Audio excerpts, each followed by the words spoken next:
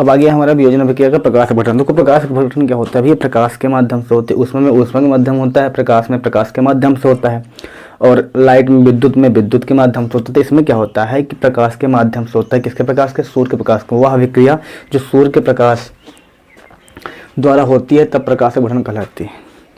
तब प्रकाश अपघटन कहलाती है। अपघटन मतलब क्या होता है? अपघटन मतलब होता है कम होना।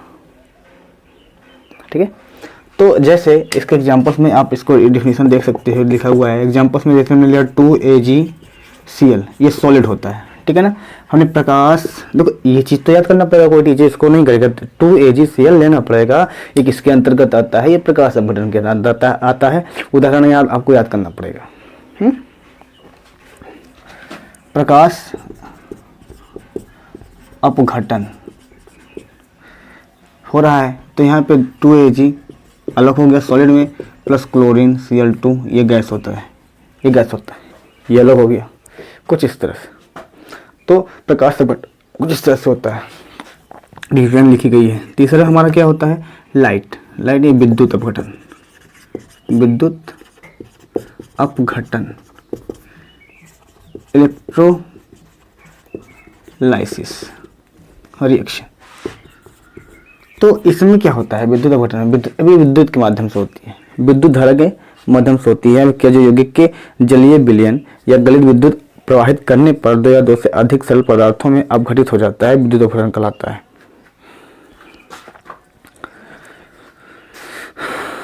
ठीक है, मतलब विद्युत अपघटन में क्या होता है कि वह रासायनिक अभिक्रिया,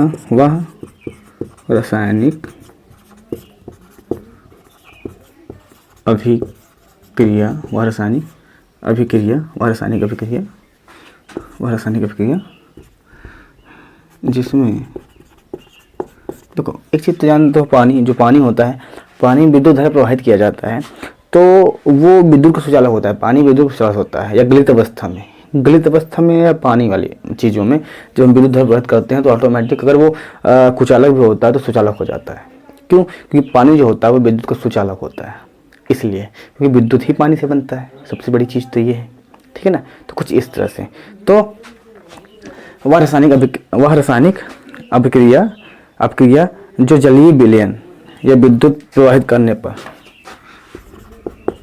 जो जलीय विलयन या विद्युत प्रवाहित करने पर, आप इसको लिख सकते हो मेरे साथ, क्योंकि ये देखो इसमें समझाना कुछ नहीं है, इसमें से डिफिनीशंस को याद करने हैं, बस समझाना कुछ नहीं है। कोई ऐसा चीज़ नहीं है कि आपको सिर्फ इसमें याद करने वाली चीज़ें हैं, आपको याद करना पड़ेगा हर हाल में। कोई भी टीचर घोर के नहीं पिलाएगा, उसमें याद करना पड़ेगा तो करना पड़ेगा। अब वो चाहे CBSE पैटर्न्स हो, चाहे UP पैटर्न्स हो, चाहे बिहार हो या आला पैटर्न, जितने भी हैं सेक्शंस में कंबाइंड होना पड़ेगा। जो जलीय विलयन या गलित अवस्था गलित मतलब पानी में गल जाने वाली चीजें होती हैं। गलित अवस्था में विद्युत धारा प्रवाहित करने पर, अवस्था में विद्युत धारा प्रवाहित करने पर 2 या 2 से अधिक पदार्थों में अपघटित हो जाता है। अपघटित हो जाता है, सिंपल है, अपघटित हो जाता है तो क्या होता है? विद्युत अपघटन कहलाता है।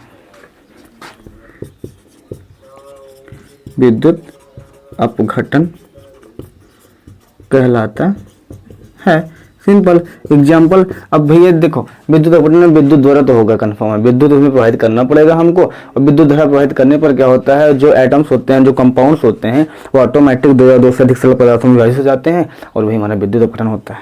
ठीक है, तो मैथ्स की जो NCERT बुक थी उसका मैं सोल्यूशंस अभी काफ़ी दिन से वीडियो नहीं डाला हूँ, तो उसको मैं डालूंगा, स्टार्ट करूँगा, और क्लास 12 की भी वीडियो उसको डालना स्टार्ट करूँगा केमिस्ट्री का।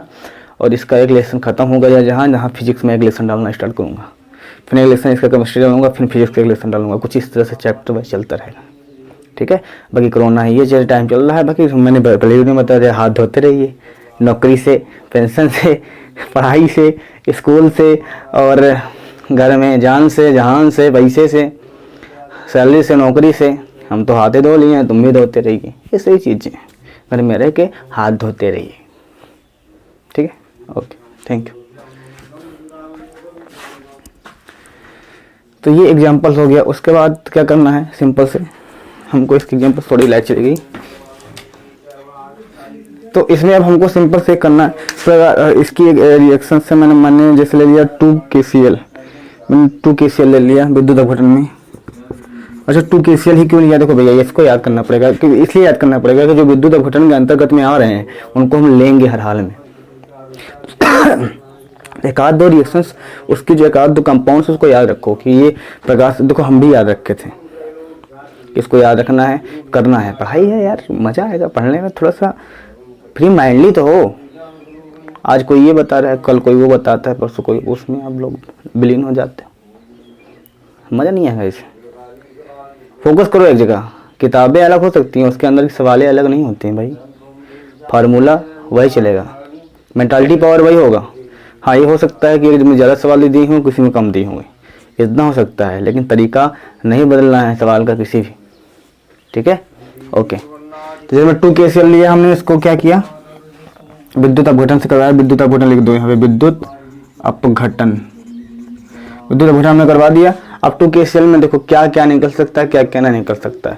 कि सबसे पहले 2 KCl में हम देखते हैं, देखो 2 KCl में सबसे पहले 2 पोटेशियम, 2 के बाहर हो गया, और प्लस Cl2 तो बाहर हो ही जाएगा, ये सिंपल है ना। क्लोरीन अलग हो गया और पोटेशियम अलग हो गया, पोटेशियम भी अलग हो गया।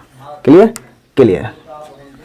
तो अच्छा, अब एक चीज होता है, जब ये विद्युत में हो रहा है, विद्युत धारा की प्रवाहित हो रहा है, तो कौन सा कैथोड पे जाता है, कौन सा एनोड पे जाता है। तो सबसे पहले चीज तो इसमें ध्यान देना। अब थोड़ा सा हम इसमें बताएंगे कि जो पोटेशियम होता है वो प्लस चार्ज होता है, जो क्लोरीन होता है वो माइनस, क्योंकि इसकी वैलेंसी, पोटेशियम की वैलेंसी जो होती है कि 19 होती है। जब इलेक्ट्रॉनिक विन्यास निकालते हैं, M1s2 2s2 2p6 3s2 3p6 3p5, तो इसमें 3p5 का तो ये 5 2 7, तो इस पर चार्ज कितने आ रहे हैं, 8 से जब घटा इसको माइनस करेंगे तो 1 आएगा इसमें प्लस। तो जो पोटेशियम होता है, पोटेशियम जो होता है वो प्लस का चार्ज होता है, क्लोरीन जो होता है माइनस का चार्ज होता है। कि मान लो मैं अगर इधर से 8 में से हम, यहाँ पे मतलब 7 है ना, तो से 8 में से हम 7 को हटा देते हैं तो 1 आ जाता है यहाँ पे। ठीक है, कुछ इस तरह से। तो इसकी जो पोटेशियम्स इसमें कितने 19 होती है ना, 6 2 10 10 5 17 10 5 15 2 17 3p6 3 4s1, तो लास्ट में ये आया, सॉरी लास्ट में 1 आया, तो इसका 1 जो हो गया ये तो प्लस में आया, प्लस का चार्ज आया। और ये क्लोरीन तो माइनस होता है, आप जानते हो हमेशा से 17 होता है, माइनस होता है। तो इसको बस यही काम करना है कि यहाँ पे हटा के हम 5 कर दिए, यहाँ पे तो 2 आ जाएगा, माइनस का 1 आ जाएगा। तो ये प्लस वाला जो होगा, प्लस वाला क्या होता है, कैथोड होता है, एनोड होता है। इसको आपको याद रखना पड़ेगा। प्लस में क्या होता है, कैथोड होता है, माइनस में क्या होता है, सही चीज़ें आपको इसमें ध्यान देनी पड़ेगी। ठीक है ना, चलो हम बताते हैं कौन सा कैथोड होता है, कौन सा होता है। तो जो कैथोड हमारा होता है वो हमेशा प्लस होता है, और माइनस जो होता है हमारा वो हमेशा एनोड होता है।